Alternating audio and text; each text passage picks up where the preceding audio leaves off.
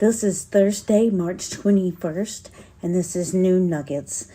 And I am Tony, and I am here to share with you today from Psalm 64, 1 through 10, the reading today. And I found so much assurance in this reading that I would love to share with you just what it meant to me, and hope that that generates some assurance for yourself as well.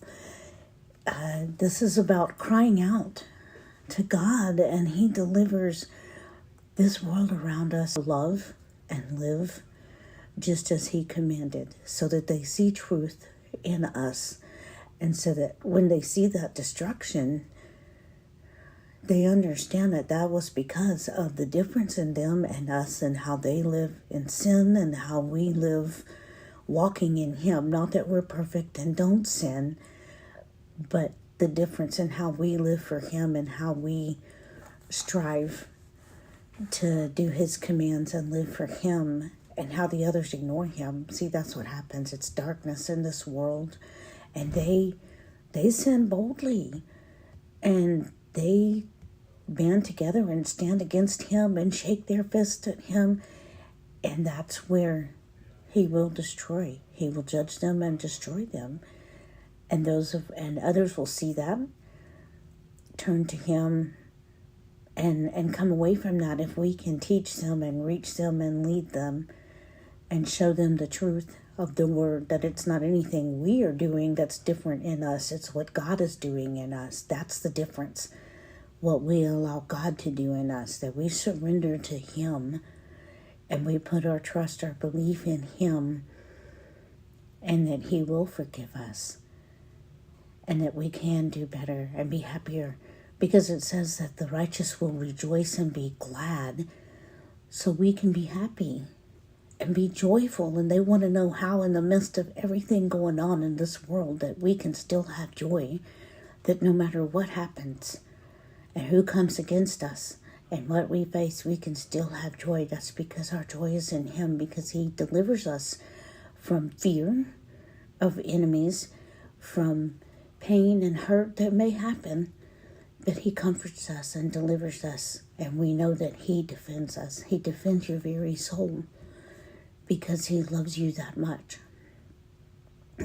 Pardon me. And so He will get glory out of this. It's all about His glory, that when we live like we should, He gets glory. When others turn away from living in the world and living in that darkness and come to His light, He gets glory. It's about bringing Him glory, and that's what we are to be about, honor and glory to Him.